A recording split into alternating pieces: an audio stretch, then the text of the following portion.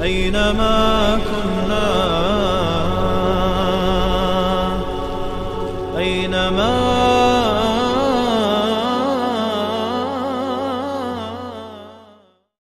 بسم الله والحمد لله والصلاة والسلام على رسول الله. اما بعد، السلام علیکم و رحمت الله و برکاته. یکی از گناهان کبیره این همجنسگرایی می باشد که در امتهای گذشته این شایع شده بود که خصوصا در قوم حضرت لوط علیه السلام همجنسگرایی به اوج گرفته بود، به اوج رسیده بود که الله میگوید جزای آنها رو الله چگونه داده است. فلما جاء امرنا جعلنا عالیها سافلها و امطرنا علیها حجارة من سجیل. الله میگوید که وقتی که امر هلاکتی ما بر این دیار آمد، ما بالای این دیار را برو و تگ گرداندیم، تگش را رو گرداندیم. و المؤتفکت اهوه، و جبریل علیه السلام فرود آمدند، این دیار را با یک قناتشان بالشان گرفتند و بالا برداشتند که حتی صداهای سگ را شنیده می شود و به زمین زدند. و الله میگوید که ما از بالا سنگ ها را فرود آوردیم که پی در پی نام های همجنسگرایی گروه ها این به سنگ نوشته بود. مسومتا عند ربک. برای همین این عمل قبیح زشت می باشد، بزرگتر گناهش از زنا می باشد. هر کسی که با این جرم دستگیر کرده شد حکمش قتل می باشد.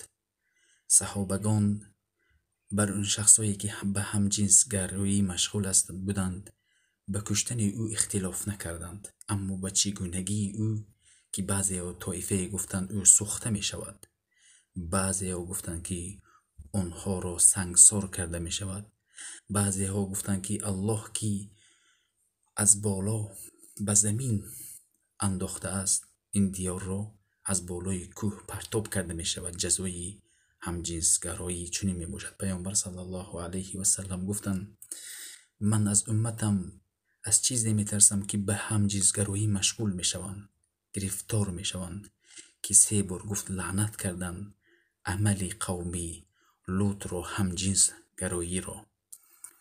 برای همین جزایش خیلی که گفتیم یا که تگ دیوار مانده می شود، دیوار رو به بالای چنین شخصی همجنسگر، شخصی که می کند این کار رو و شخصی کرده شده رو به قتل رسانده می شود.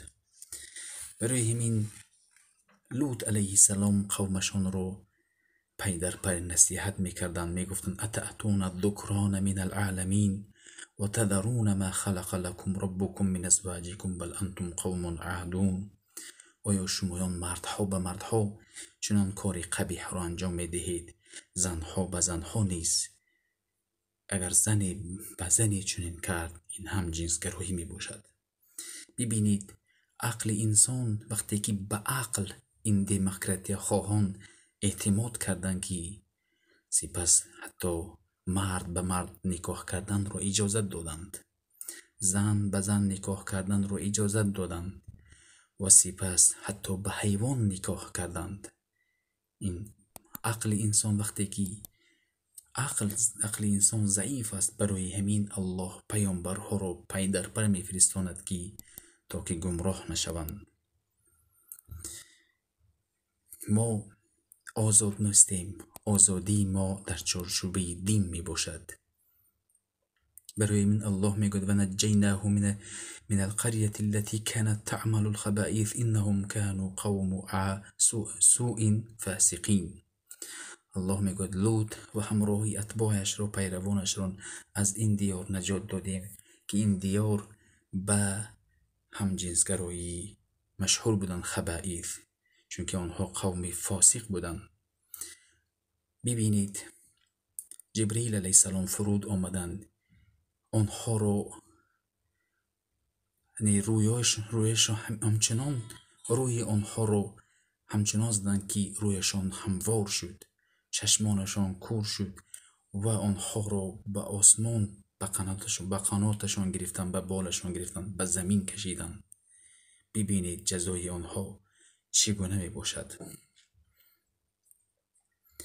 پیامبر صلی الله علیه و سلم در یک حدیث میگویند که شخصی که همجنسگرایی میکند یا که همسرش را از قفایش چنین میکند، الله نگاه نمیکند.